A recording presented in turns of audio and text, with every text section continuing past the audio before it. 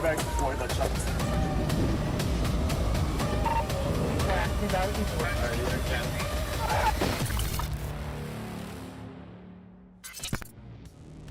On the morning of January 19, 2023, a Chatham County officer tried to stop a white Nissan Murano with a broken rear window on Canebrake Road, but instead of pulling over, the driver sped off, cutting through a private yard, circling a house, and jumping back onto the road. Trooper Cadet Newsall and his FTO were nearby when they heard the call. Moments later, they spotted the same Nissan heading north on Georgia 25. They activated their lights and sirens, but the driver hit the gas again. The pursuit was on.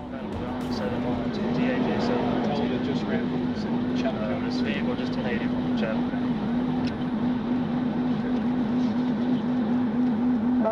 Did you initiate? We're 1080. Don't worry about who initiated. We're trying to chase this car right now. Go. Okay. Let's get some back to your primary tank. Hold on. Just let it go for a second. We want to get a little bit more speed before we try to pit this thing. Don't try to pit it this way. I know we're safe here on this side. Try to get behind it. 4843 Highway 80. There you go, you idiots. Hold on. Stop. Slow down. Let me get past. Okay, go. Hey,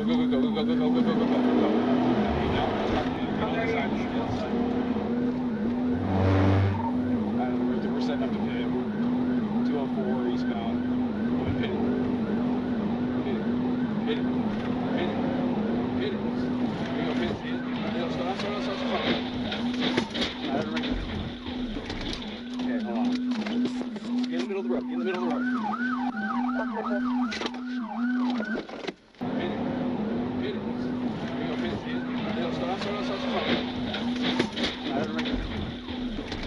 Okay, hold on. Get in the middle of the road.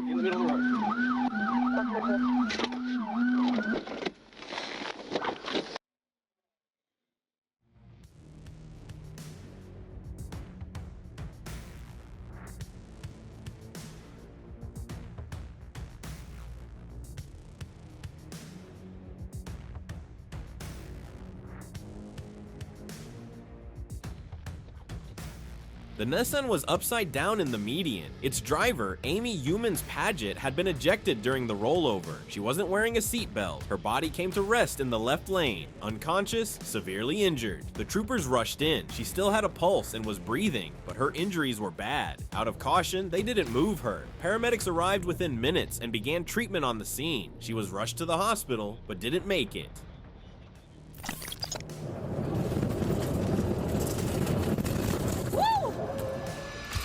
February 1st, 2024, a deputy with the Marion County Sheriff's Office responded to a report at the Forest Shopping Center. According to the call, a woman was trying to steal another woman's car keys, but when the deputy arrived, it was she who came running up, calm, composed, acting like she was the one who had called for help. She even approached his patrol car like she was ready to give a statement, but what happened next caught everyone off guard. No.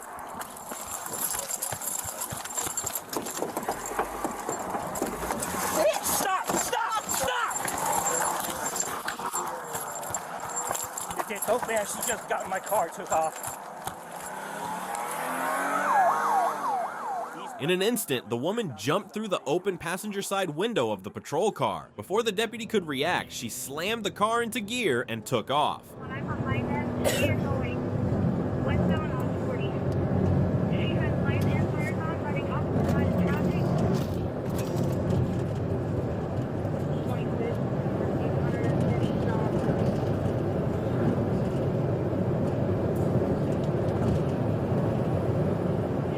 Stop sticks were deployed ahead to end the chase, but she spotted the waiting patrol cars and pulled a sharp last-second U-turn, nearly flipping the car in the process.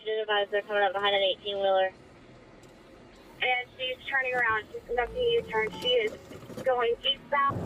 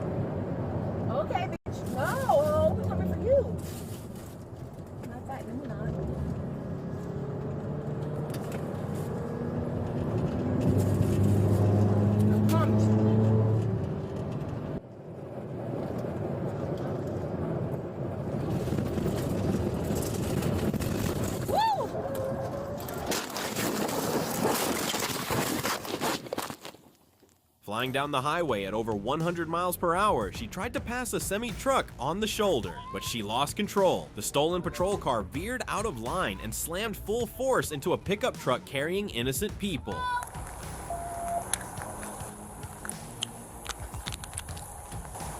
I don't know where she's at. There's somebody in that driver's side. She's right there. She's right here. She's right here. The impact was catastrophic. She died instantly, but worse. 2 innocent lives were stolen in that moment of chaos. People who had nothing to do with the chase. People who just happened to be in the wrong place at the wrong time. They got it. The smoke is fire extinguisher stuff, just so you know.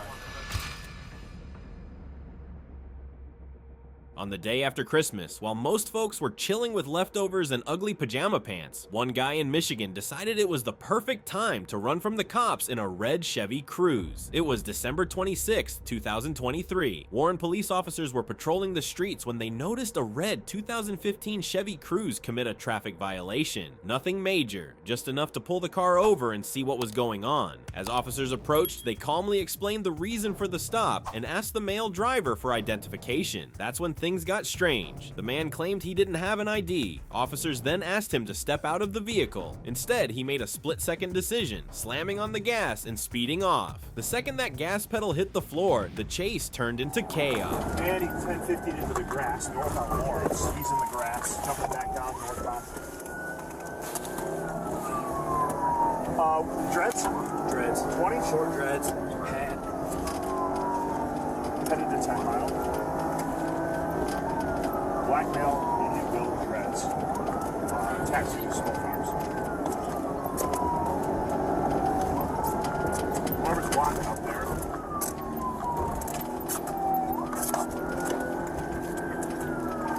Center line's blocking. He's up in the grass.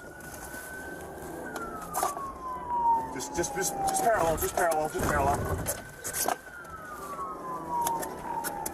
All right, we got the lead again from center line. He's jumping through the grass just south of 10 and east on Lawrence. Somebody go to Sherwood in 10 Mile for me.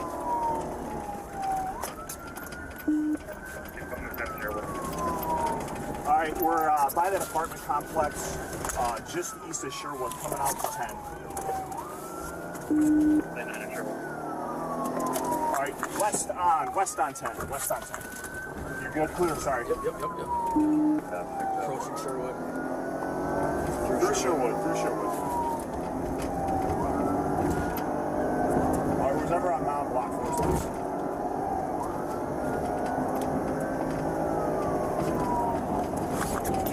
Just give him some roll.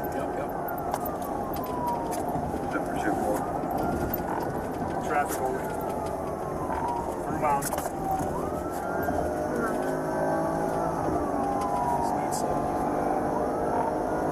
Speed's 80, coming up to Ryan.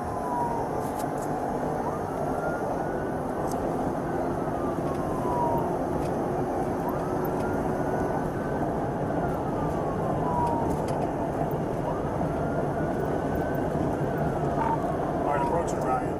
He hit the intersection like a bullet, ran the red without flinching, playing a deadly game of traffic roulette. But luck wasn't on his side. A Ford pickup slammed him head on, and a Penske box truck finished the job. The chase ended in a wreck he'd never walk away from. The box truck. Airbags deployed, let's shut this intersection down.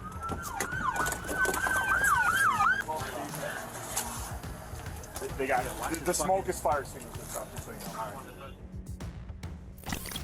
It all started near Ingersoll Circle in US 71. A Forest Service law enforcement officer was the first to get behind the suspect, but it wasn't long before county deputies joined in. The driver wasn't just speeding, he was reckless. He blew through intersections and passed cars on the shoulder, showing no signs of slowing down. By the time the chase reached Witcherville, the suspect suddenly flipped directions, heading north at full speed. Trooper knew this needed to end fast. Red light.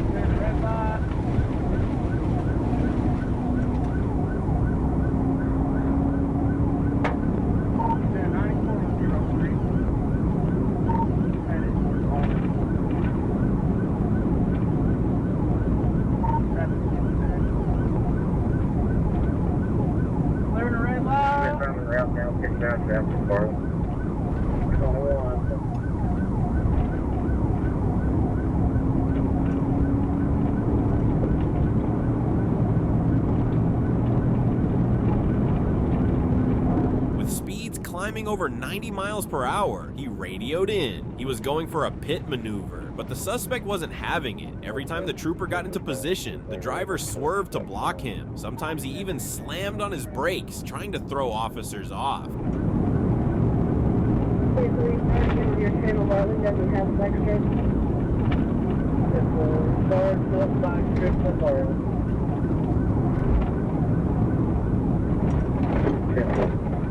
Get up there and get him stopped. If he's driving on the other side of the road, we need to get him stopped. I don't care if he's brake checking you. Just call him stopped as soon as there's an opening on the highway.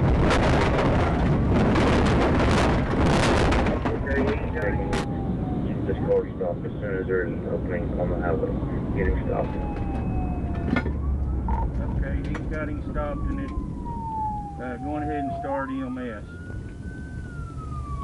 A perfect pit maneuver sent the pickup spinning. The suspect lost control, and in the chaos, the two vehicles collided one last time. EMS rushed to the scene, but it was too late. The suspect had sustained fatal injuries.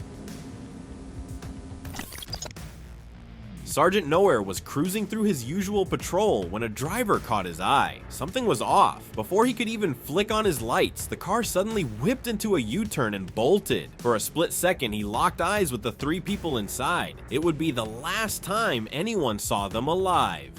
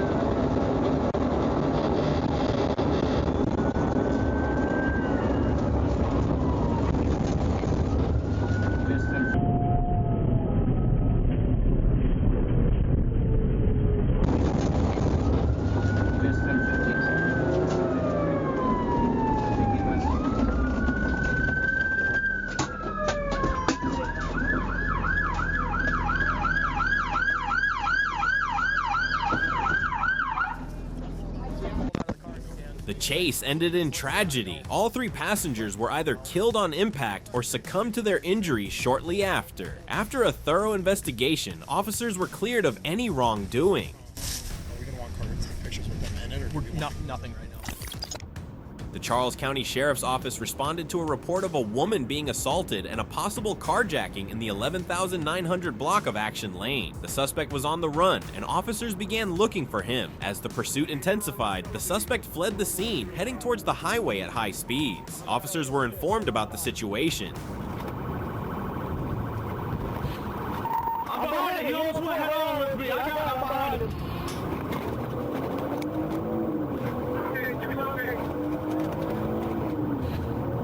South Carolina behind us, southbound 205. Southbound 205, number 1 lane, speed to 75. Southbound number 1 lane, traffic is light, speed to 100.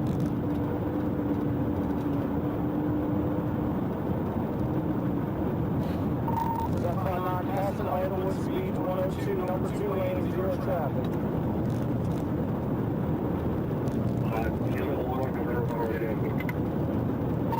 Southbound direct, still southbound 205. Southbound 205, someone try to get 6 at 5 to 205. Number 2 lane, speed 116. No traffic. 759, number 1 lane, east 1050, 1050, 1050, 1050. The accident, 1050. The suspect lost control of the vehicle, which veered off the road and slammed head-on into an oncoming semi-truck. Troopers, now informed of the crash, found the wreckage on the highway. The suspect, unable to survive the violent impact, was found unresponsive inside the car.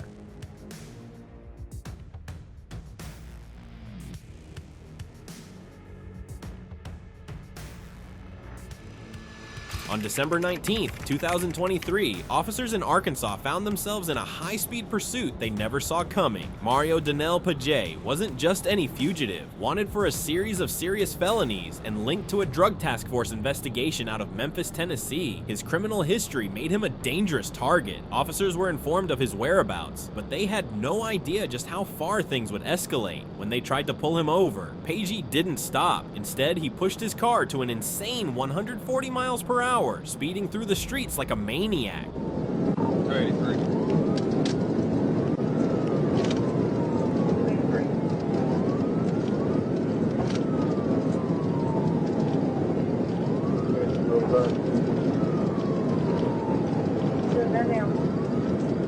The chase raged on for nearly 9 miles as officers tried to keep up with his reckless driving.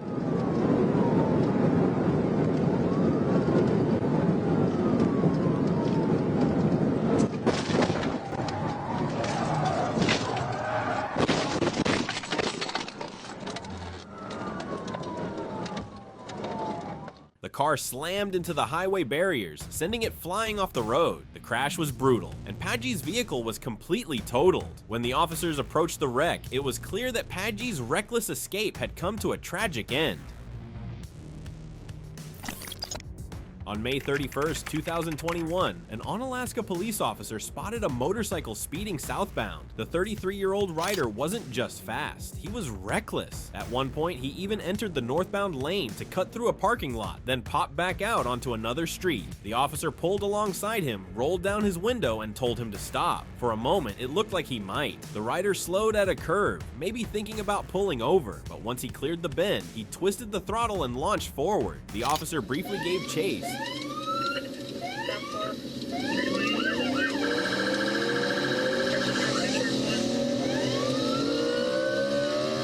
But within seconds, realized the motorcycle had already hit near 100 miles per hour. He made the call to disengage, knowing how dangerous a high-speed pursuit on city streets could be. As he radioed the situation in, the officer saw it happen. The motorcycle smashed into the back of a car that had been waiting to turn left. 305 location. One south and donkey. He's not moving.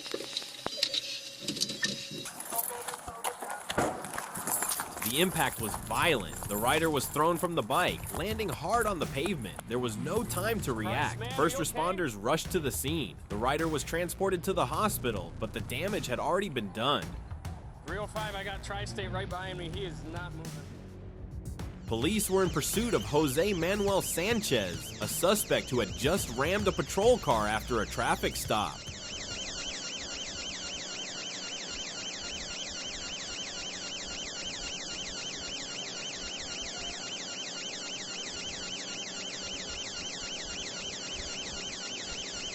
The truck rolled. Sanchez, no seatbelt, got launched into the air like he just hit the eject button. He slammed into the ground, covered in dust, and somehow, he survived. Unbelievable. Even his guardian angel is shaking, asking for a transfer. And guess what? Instead of lying low, he got up and ran. He's out, he's wet. A gold Jeep speeding through town doesn't seem like a big deal, unless that Jeep just rammed a police car. That's exactly what happened when officers tried to stop Joseph Lee Jackson. He wasn't just running from a shoplifting charge. He turned his SUV into a battering ram, smashing into a police cruiser before taking off. Eastbound 32.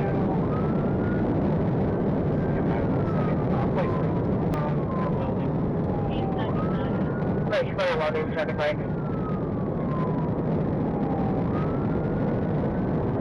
Hey, from 33, you can show me around as well on the eastbound 94 mile. Right.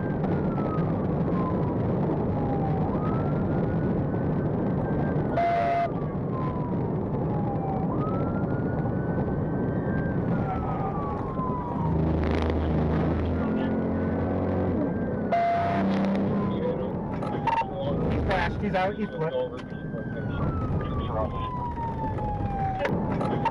He's crashed, he's out, he's wet. He's crashed, he's out, he's wet. Clear vehicle crashed out. Jackson tried to pass the truck at full speed, but he lost control. The Jeep spun out, flew off the road, and slammed into a pole. Officers rushed in, weapons drawn, but there was no need. Jackson was critically injured. Just after midnight on August 1st, 2021, Savannah police tried stopping a black Ford F-150 on West 31st Street. The driver, 31-year-old Vanquan Scott, was a wanted felon, but instead of pulling over, he hit the gas and took off. Officers called in backup from Georgia State Patrol as Scott sped east through city streets, blowing through stop signs and red lights. Troopers from the Nighthawk South unit moved into help. One trooper caught up to the chase on Interstate 16 near mile marker 163 and took the lead. 10-4-168, all units, 10-3, 10-33. Is that you coming up behind me, Zach? Yeah, I just passed the 162 exit.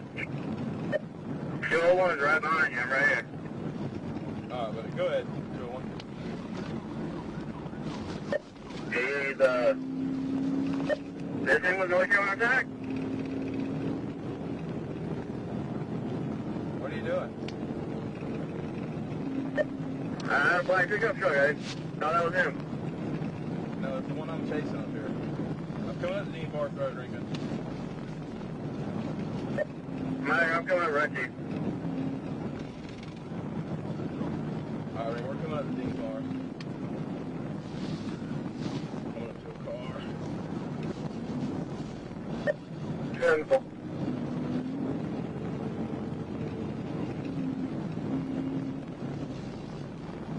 Blocking the pit, Rico. 10-4. I'm right behind you. Pit, Rico, pit.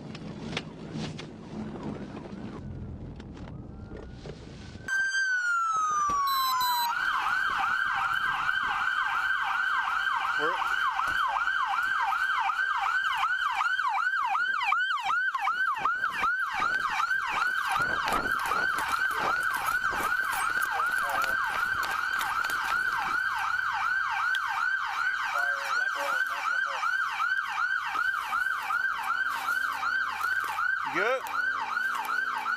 You good?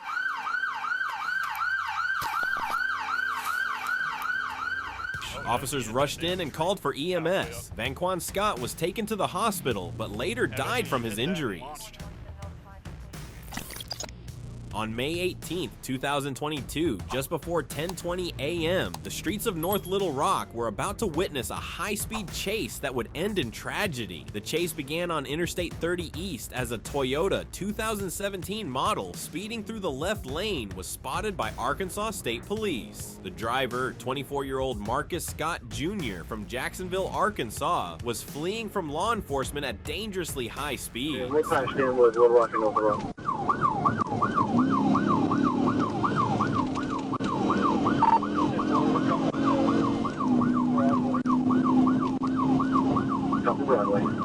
We weren't aware of anything. What's going on? Stay please in there pursuit on 30 eastbound, come back to Broadway with the silver Toyota. No, for that copy. Speed still 100. Speed and traffic, and also. Coming up to Curtis Sykes. Curtis.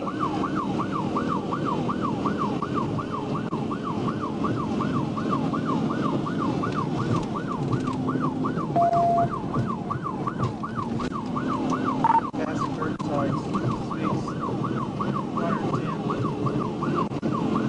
110. Passing Sykes at 110. Looks like we're going to try to go 40 westbound. Let's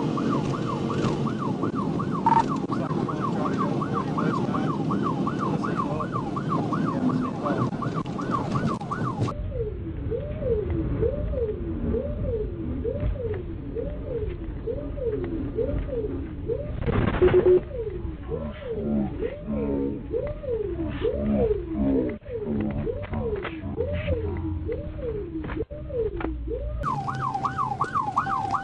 Yeah, 10-4, no interchange? Yeah, 10-4. The chaos was hard to watch as the vehicle rolled over multiple times, and Marcus was ejected from the vehicle, having failed to wear a seatbelt.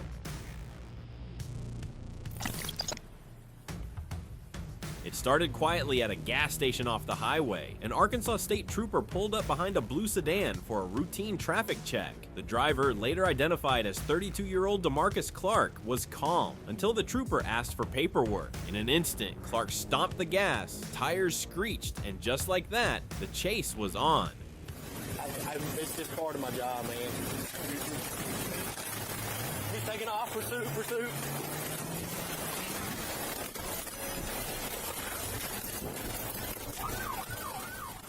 Trooper Jacob Bird took the lead, locking in on the fleeing vehicle as it blazed down Interstate 40 East. Clark pushed the needle past 130 miles an hour, swerving recklessly through late-night traffic. Every mile raised the stakes and the danger. Alright, I'm in the right lane, it's in the left lane. Is it Crown Vic? Supposedly trying to assault an officer.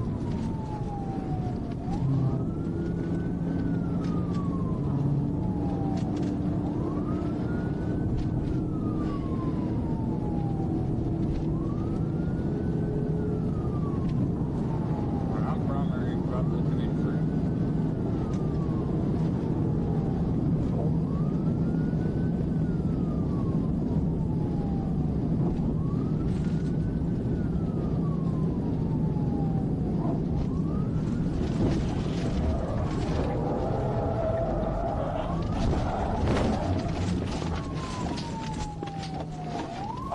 By mile marker 283, Bird made his move. With perfect precision, he executed a tactical vehicle intervention, spinning the sedan off the road. But just as the dust started to settle, a second trooper rushed onto the scene. Visibility was poor, and the trooper hit an already crashed car at high speed.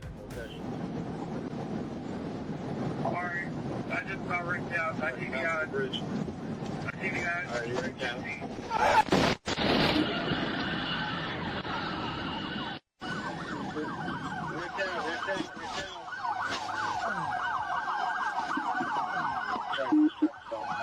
When the dust cleared, silence took over the highway. DeMarcus Clark lay motionless. His run had ended in the very wreckage he created. No breathing, faint pulse, looks like a broken neck.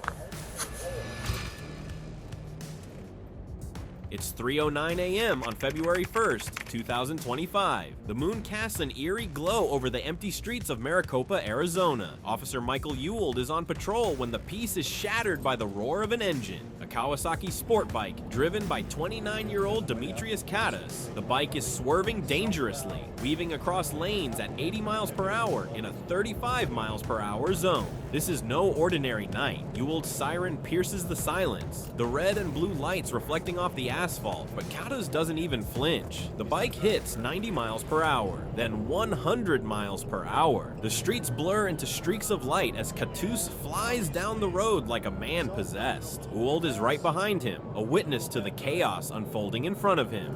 90 miles an hour, ran a red light, and almost got hit.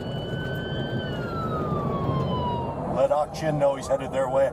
And he's crashed. He crashed out at right before Hathaway, or excuse me, right before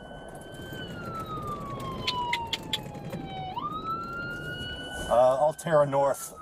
Call paramedics, he's down.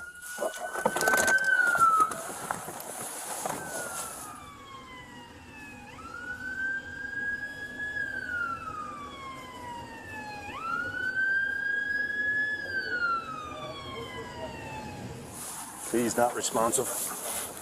No breathing, faint pulse, looks like a broken neck. He was driving horribly even just to start. He said the same thing. Yeah, he almost... The suspect had no idea this would be his final run. Behind the wheel of a Dodge Durango, stolen and tied to a deadly shooting, he thought he could escape. But as the Forest Park police spotted him leaving the gas station, the chase began. He floored the gas pedal,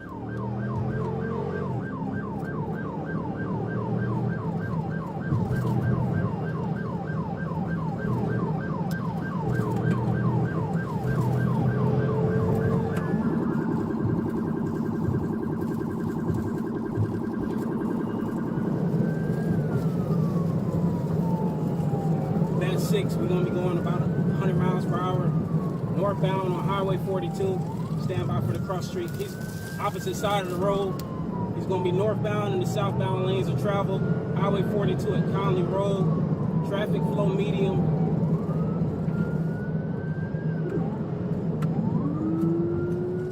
He's back on the other side of the traffic now. Almost lost it.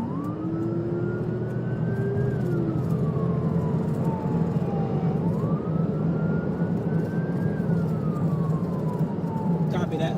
Coming past some cars. I'm about to try to get them off the road after I get past these cars.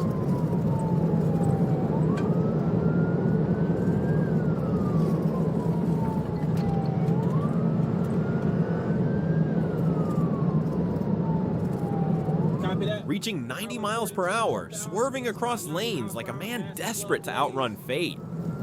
He's going to be going on the opposite lane of travel again. Correction, he's staying on the correct lane of travel. Going to be lane number 3, speeds about 90. Opposite side of traffic right now, going northbound in the southbound lanes. He's slowing down, he's stopping.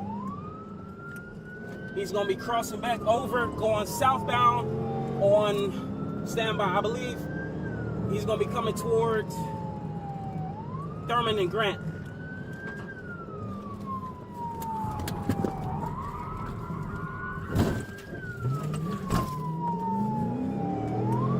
Sheriff won't make that left.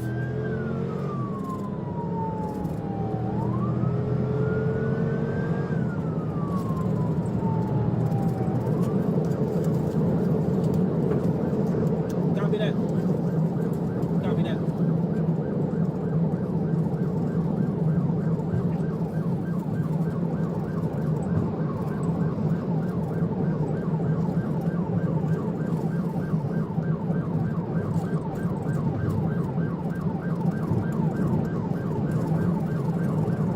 Northbound on Jonesboro Road, approaching Browns Mill Road.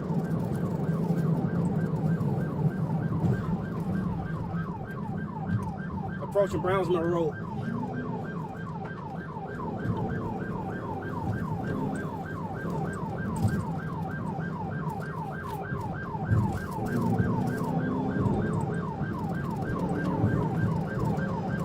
Copy that.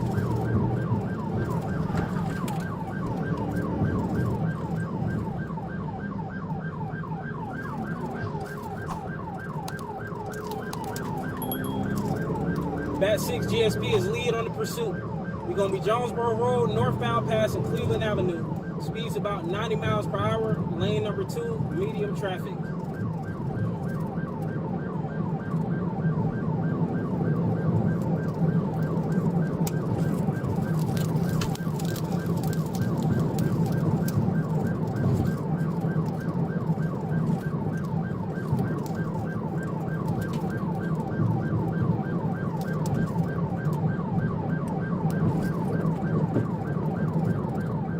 Then, near Cleveland Avenue, the inevitable happened. The suspect lost control. The Durango careened off the road, crashing into a utility pole before spinning off into the woods. 41. Stand by.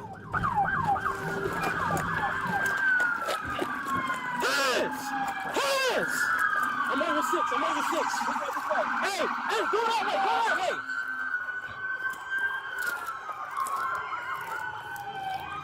Hands! Hands! Hands! Hands! You got a shield? Yeah. As officers closed in, the driver's head slumped, his body still. The door opened, and with no movement, the suspect's fate was sealed. What had started as a high-speed escape ended in silence, the man's life slipping away right there in the wreckage. I got some. Let's go grab some.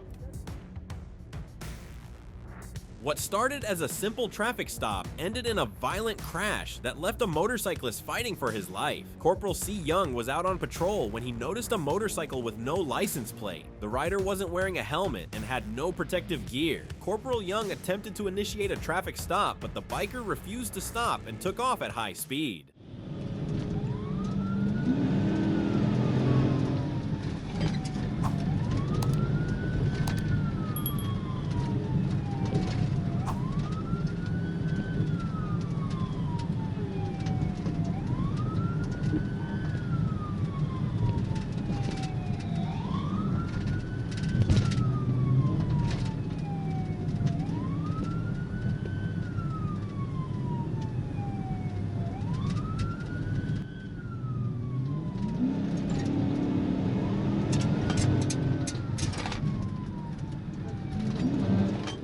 motorcyclist continued to accelerate, weaving through traffic and showing no signs of slowing down. Just moments into the chase, as the biker approached an intersection at high speed, a red pickup truck began to make a left turn. The rider couldn't stop in time. He crashed directly into the side of the truck. The impact was severe. The elderly driver of the pickup was left in shock, unharmed, but visibly shaken. The biker, however, was critically injured. Suspect survived, but the injuries were extensive. After months of recovery, he remains alive, but will likely never ride a motorcycle again.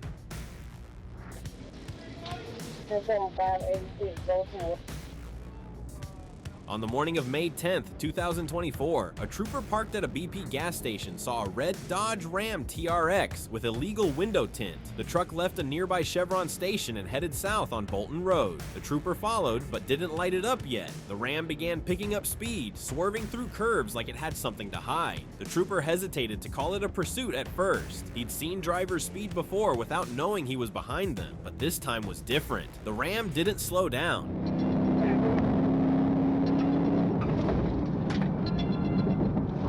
Are you fucking stupid? Trooper spotted the red Dodge, completely wrecked. The driver's seat had been pushed halfway out of the cab, and the driver was still strapped in, completely unresponsive. The trooper immediately called for medics and backup. Backup arrived within moments. Bystanders were already gathering, and officers had to keep them away from the crash. Despite efforts to help, it was clear the driver hadn't survived. The damage to the truck was severe, and the impact had done its worst. That's when he saw it. Thanks for watching, guys. If you're into wild high-speed chases, make sure to hit that subscribe button so you don't miss the next one.